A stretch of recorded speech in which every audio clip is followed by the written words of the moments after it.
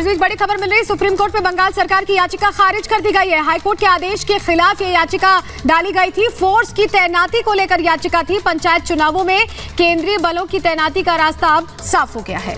आपको बता दें कि हाईकोर्ट ने सेंट्रल फोर्स की तैनाती का आदेश दिया था। इसके खिलाफ सुप्रीम कोर्ट गई थी पश्चिम बंगाल की सरकार, लेकिन पश्चिम बंगाल सरकार पर तीखी टिप्पणी करते हुए सुप्रीम कोर्ट ने उस फैसले को बहाल किया है। 80 के आदेश के खिलाफ याचिका डाली गई थी, जिसमें कहा गया था कि केंद्रीय बलों की तैनाती हो पंचायत चुनावों में, जिसका विरोध किया था पश्चिम बंगाल की सरकार ने। लेकिन सुप्रीम कोर्ट ने भी हाईकोर्ट के फैसले को सही माना है और यानी अब जो चुनाव हो रहे हैं उसमें वो सब कुछ केंद्रीय बलों की निगरानी में होगा। सुप्रीम कोर्ट ने यह भी कहा कि हिंसा के दौरान, हिंसा के बीच जो चुनाव हो रहा है वो सही नहीं है। निष्पक्ष रूप से चुनाव कराना ही लोकतंत्र की पहचान है और उसके लिए केंद्रीय बलों की जरूरत पर जोर दिया गया था। हाईकोर्ट ने आदेश दिया था, अब सुप्रीम कोर्ट ने भी उस आदेश को सही पाया है।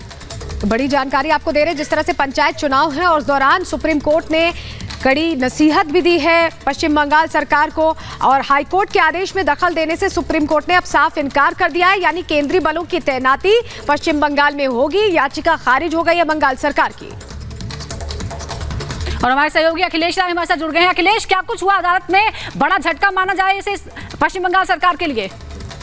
बिल्कुल, बहुत बड़ा झटका है पश्चिम बंगाल सरकार के लिए। और राज्य चुनाव आयोग भी आया था हाईकोर्ट के फैसले के खिलाफ और दोनों ने ये मांग की थी कि हाईकोर्ट का फैसला जल्दबाजी में लिया गया है, मुझसे नहीं पूछा गया है, सुरक्षा की जिम्मेदारी हमारी है, हम लगातार यहाँ पे मीटिंग कर रहे हैं सुरक्षा को लेकर के। लेकिन सुप्रीम कोर्ट के एक सवाल का जवाब दोनों नहीं दे पाए, पश्चिम बंगाल सरकार और वहां की राज्य चुनाव आयोग नहीं दे पाया कि आखिर जब आप अगल बगल के राज्यों से सिक्योरिटी फोर्सेस मांग रहे हैं तो आपको केंद्रीय जो सुरक्षा बल है उनसे क्या परेशानी है?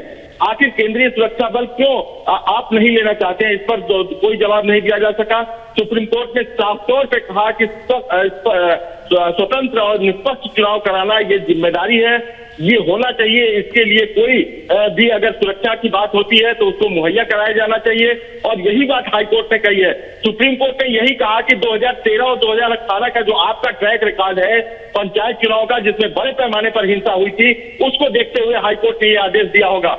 ये सारे सवाल सुप्रीम कोर्ट के थे, जिसका जवाब न राज्य सरकार के पास था न राज्य चुनाव आयोग के पास था। राज्य चुनाव आयोग बस अपना पल्ला इस बात को लेकर झाड़ रहा था कि उसके जुरिस्डिक्शन में, उसके अधिकार क्षेत्र में ये नहीं आता कि वो फोर्सेस की तैनाती करे। लेकिन राज्य सरकार के वकील लगातार नियमों का हवाला देते रहे, लेकिन सुप्रीम कोर्ट के सवालों का संतोषजनक जवाब नहीं दे सके, जिसकी वजह से ये सुप्रीम कोर्ट ने मान लिया कि जो भी तैनाती की है, हाईकोर्ट ने जो फैसला दिया है वो सही है।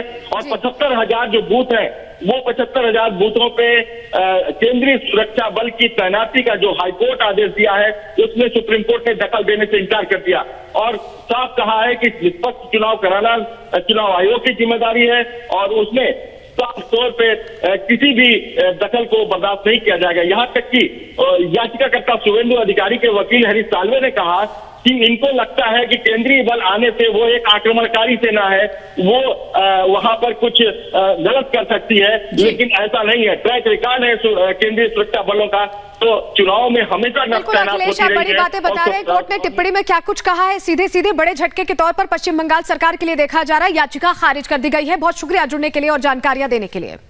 अब देखते हैं 2 मिनट में भारत।